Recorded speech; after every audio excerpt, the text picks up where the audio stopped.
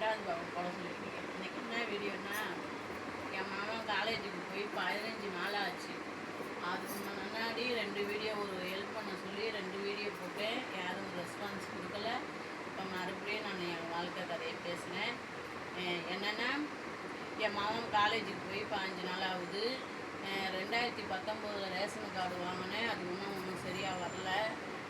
Ration card ஜாதி சான்றுலாம் இருந்தால் தான் பைசா கம்மி பண்ணிக்குவோம் நாங்கள். இப்போ ரேஷன் கார்டு ஜாதி சான்றுலாம் வர இன்னும் 15 நாளாக அலைஞ்சிட்டு தான் இருக்கேன். இன்னும் கிடைக்கல. இது எனக்கு 5 பிள்ளைங்க, 4 பொம்பளை பிள்ளை, ஒரு பையன். நான் வீட்டுக்காரர் வேணான்னு சொல்லிட்டு விட்டுட்டு வந்துட்டேன். என் பிள்ளைங்களாம் கரை சேர்த்துட்டேன். கல்யாணம் பண்ணி கொடுத்து தான் வந்தேன். வீட்டுக்கார அக்கிரமம் தாங்க முடியல. குடிச்சுட்டு ரொம்ப நாளாகி நான் 15 வருஷமாக ஹோட்டல் வேலை பார்த்து தான் நான் அந்த பிள்ளைய காப்பாற்றினேன். எல்லா பிள்ளையும் 27 வருஷமாக அவங்ககிட்ட கொடுமையான குடும்பம் தாங்க முடியல. இருந்து மனசு வெறுத்து போய் நான் ஹோட்டல் வேலை செஞ்சு அவனும் பிள்ளையோட பிள்ளை சொல்லிட்டு நான் சாப்பாடெலாம் போட்டுருந்தேன். அவன் இருக்க என்னை ரொம்ப டார்ச்சர் பண்ண தாங்க முடியல. என் பிள்ளைங்களாம் வளர்கிறதுக்கோசரம் நான் பொறுமையாக இருந்தேன்.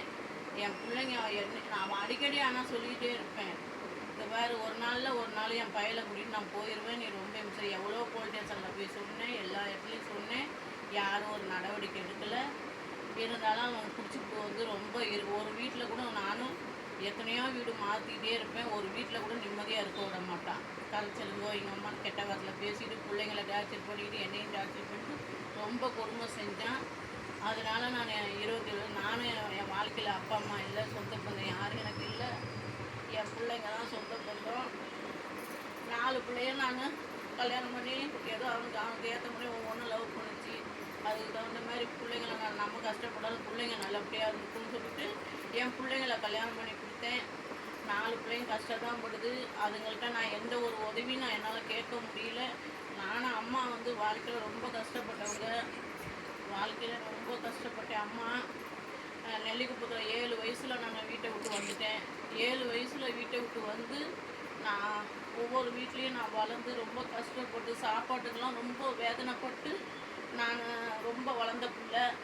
3வது வாட்டி என்னை உப்பு பாறையில் ஒரு அம்மா என்னை வளர்த்தாங்க. வளர்த்து எடுத்து அவங்க தான் என்னை நல்லபடியாக கட்டி கொடுக்குறேன்னாங்க. நான் தான் என் பேச்சை கேட்காம அவங்க பேச்சை கேட்காம நான் லவ் பண்ணி கல்யாணம் பண்ணேன். ஒரு 3 வருஷம் தான் நல்லா நான் வாழ்ந்துருப்பேன்.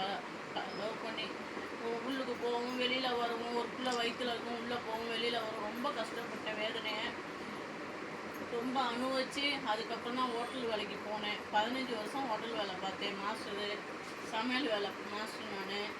இப்போ என் மாமனை கூட்டிகிட்டு வந்துட்டு நான் தனியாக வந்திருக்கிறேன். ஒரு பக்கம் வேலைக்கு போயிட்டுருக்கான் என் மகன். படிக்கவும் போயிட்டு வேலைக்கும் போயிட்டான். 3000 ரூபா வாடகையில் நான் இருக்கேன். ஹோட்டல் வேலையெல்லாம் விட்டு கொஞ்சம் ரெஸ்ட்டில் இப்போ இருக்கிறேன். அந்த கஷ்டப்பட்டு தான் இருக்கிறேன். நான் உங்களை தான் எனக்கு மனசு என்ன நிம்மதினா, நான் ஆடுறேன் பாடுறேன், வெளியில் சந்தோஷமாக இருக்கேன். உள்ளுக்கு ரொம்ப மன உடசலாக தான் இருக்கேன். எனக்கு என்ன ரசியன்னா, என் மாமன் இந்த 3 வருஷம் காலேஜை முடிச்சுட்டு கஷ்டப்பட்டு அவன் அதை முன்னுக்கு வரணும். நீங்கள்லாம் பார்த்து வச்சுனா அவனுக்கு ஒரு உதவி செய்யணும். இன்னும் எனக்கு என்ன ஒருன்னா, இந்த ராரன்ஸ் மாஸ்டரு, இந்த விஜய் டிவி பாலா எல்லாம் சேர்ந்து எனக்கு ஒரு உதவி செய்யணும். ஹோட்டல் வைக்கிற மாதிரி என் மகனுக்கு காலேஜ் போகிற மாதிரி எவ்வளோ பிள்ளைங்களை படிக்க வைக்கிறீங்க. என் பிள்ளையும் ஒரு பிள்ளையா உங்கள் பிள்ளையா நினச்சி அவனுக்கு படிப்புக்கு ஒரு உதவி செய்யுங்க. இந்த வீடியோ பிடிச்சிருந்தா அம்மாவுக்கு ஒரு லைக் பண்ணுங்கள், சப்ஸ்கிரைப் பண்ணுங்கள், எல்லாத்துக்கும் ஷேர் பண்ணி விடுங்க. வணக்கம்.